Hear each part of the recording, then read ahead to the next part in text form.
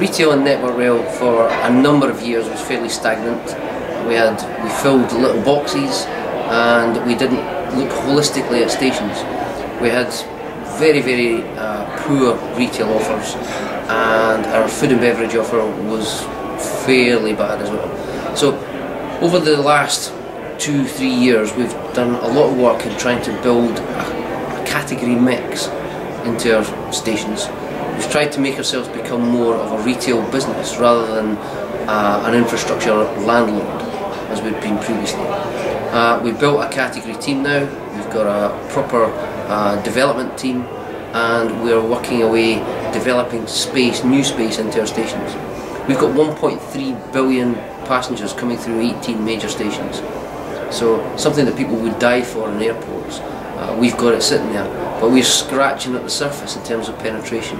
Penetration sits at around about 5%, and actually if we even moved it to 6%, we'd put £10 million on the bottom line. So the levers are the same as they are in airports, but we're all on the different ratios. Our average dwell time in a commuter station is about 6 minutes. Our average dwell time in our intercity stations is about 28 minutes. Now if we can just move those dwell times up just a little bit more, and that will increase the penetration. We can work on the ATV as well. Same levers as airports, we can actually push the revenue up. Now what we're trying to do is create new space by creating less congestion on our concourses. So we're building mezzanine floors, we're going down into the vaults, but beneath the stations as well, so into the arches, and creating that new retail space without congesting the concourse itself. So it's definitely a case of retail that's on the way and not in the way. So if you choose to use the retail, it's there.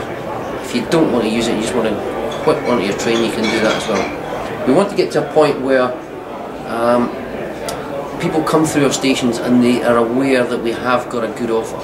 So the commuter that spends less than 6 minutes and weeks through every day suddenly is aware that I need to get a gift and I can get it in the station.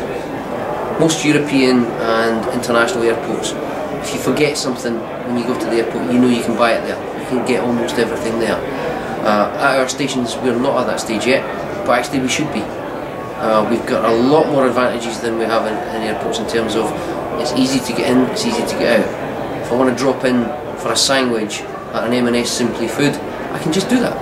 I don't need to have a pass, I don't need to be frisked, I don't need to go through security. I can just walk in, buy the sandwich and go back to my office.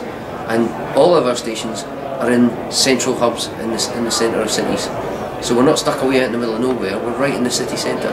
So we've got all the advantages. It's about us turning it around and giving people a reason to dwell.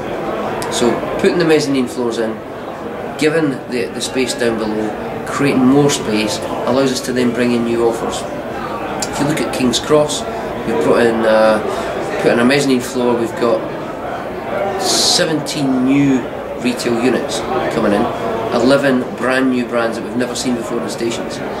We've got food and beverage offers like Benito's Hat, a Mexican offer which is quite popular around London, very trendy, never seen in a railway station before. I don't think it's even in an airport at the moment, so it's a first for stations anyway. We've got Carluccio's, we've got Pizza Express, the brand new Pizza Express brand, the brand new fascia that they've got. It's a first in stations, but actually this is the first time this fascia has been shown anywhere. We've got Coney and Barrow coming into Waterloo. Coney and Barrow is an upmarket wine bar, so we're raising the bar and creating that reason to dwell. Customers told us that in Waterloo that they come and they meet under the clock, very romantic, and then they hold each other's hands, they look into each other's eyes and they go, so where are we going to go now? Because there's nothing there. So they've said to us that we want good places to sit and meet and whatever.